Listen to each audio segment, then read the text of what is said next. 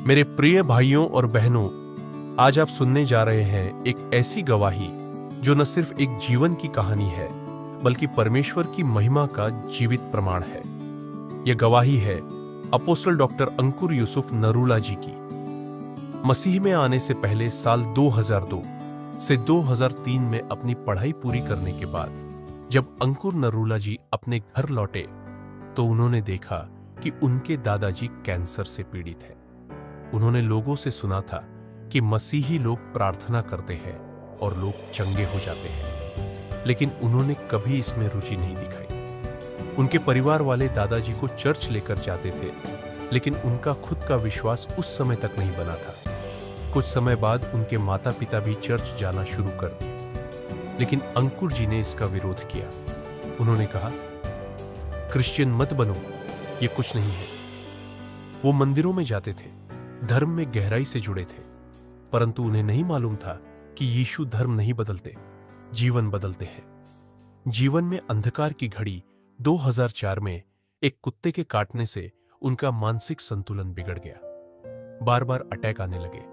इलाज करवाया, डॉक्टरों से लेकर हर जगह प्रयास किया, पर कोई लाभ नहीं हुआ। वो गहरे अवसाद में चले गए। आत्महत्या का विचार हर दिन उनके मन में आता। वे सोचते, अब बस मैं इस जीवन से थक चुका हूं। आशा की किरण उसी समय उनके घर में एक मसीही दंपति आए। उन्होंने कहा, चिंता मत करो, हम तुम्हारे लिए प्रार्थना करेंगे। अंकुर जी सोचने लगे, मैंने हर रास्ता देख लिया, इसे भी आजमा कर देख लेता हूं। रात 8 बजे वे पहली बार चर्च गए, नशे की हालत में। प्रार्थना के दौरान उन्होंने एक अद्भुत अनुभव किया, जैसे उनके शरीर में करंट दौड़ गया हो। उन्हें एक नीले रंग की नई नियम की किताब दी गई और कहा गया, रोज 20 मिनट प्रार्थना करना। उन्होंने मन ही मन सोचा, 20 मिनट, ये तो बहुत ज्यादा है, पर उन्होंने शुरुआत की। परिवर्तन की प्रक्रिया उन दिनों वे जुए और नशे के आदी थे। एक बार पूल क्लब में उनका झगड़ा हो गया, जिस वजह से इस सब से उनका मन टूट गया। फिर चर्च से एक कॉल आया, क्या आप रोज शाम को चर्च आ सकते हैं? उन्होंने कहा, हाँ। धीरे धीरे उन्होंने बाइबल पढ़ना शुरू किया। बपतिस्मा के लिए भी खुद को तैयार किया। बपतिस्मा लेने से पहले उन्होंने अपने दोस्त से कहा, चलो आखिरी बार शराब पी लेते हैं, फिर तो नहीं पी पाएंगे। लेकिन उसी समय उनके पास्टर ने टोक दिया और उन्होंने उसी दिन से शराब, नशा, जुआ सब कुछ छोड़ दिया। प्रभु में बढ़ना और चुनौतियां बपतिस्मा के बाद भी मानसिक संघर्ष खत्म नहीं हुए। अटैक अब और बढ़ने लगे, पर वे जानते थे कि सत्य में चलना है, पीछे नहीं मुड़ना। बाइबल उनके लिए दवा बन गई। जब भी अटैक आते, वे बाइबल पढ़ते, 4 से 5 घंटे या उससे अधिक पढ़ते, तब जाकर चैन मिलता और सो पाते। हर दिन परमेश्वर से संगति बढ़ती गई। 2005 में उन्हें दुष्ट आत्मा से पूर्ण छुटकारा मिला। वह भी तब जब उन्होंने लगातार 5 से 6 बार 40-40 दिन के उपवास रखे। परमेश्वर ने उनसे कहा, हियाव बांधो, दृढ़ रहो, मसीह में की गई मेहनत व्यर्थ नहीं जाती। चंगाई पाने से पहले एक दिन एक व्यक्ति उनके पास आया, पेट में जलन की समस्या के साथ। उन्होंने उसके लिए प्रार्थना की। अगले दिन वह व्यक्ति मछली खाकर गवाही देता है, मैं ठीक हो गया।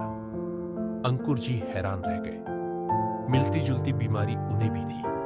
गुस्से में आकर उन्होंने सारी दवाइयां फेंक दी और परमेश्वर से कहा, अब मैं दवाई नहीं लूंगा। और उसी दिन उन्हें भी चंगाई मिल गई। सेवकाई में वृद्धि हुए अफ्रीका के एक प्रभु के दास को अपना मेंटर मानते थे, जो अब प्रभु में सो गए हैं। 2007 में परमेश्वर ने उन्हें बिना एड्रेस के एक मसीही परिवार तक पहुंचाया। वहीं से खाम्बरा कलीसिया की शुरुआत हुई और फिर प्रभु ने उन्हें बहुतायत से उपयोग करना शुरू किया। आज अंकुर नरूला मिनिस्ट्री भारत की सबसे बड़ी और सबसे तेजी से बढ़ने वाली चर्च सेवकाई बन चुकी है।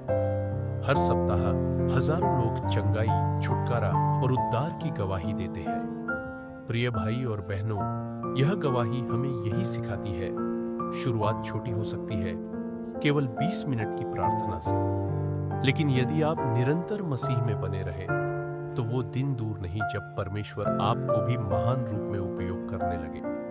आप ईमानदार रहे, वचन में बने रहे और परिस्थितियां कैसी भी हों, कभी पीछे मत मुड़े। प्रभु आपको आशीष दे। आमीन।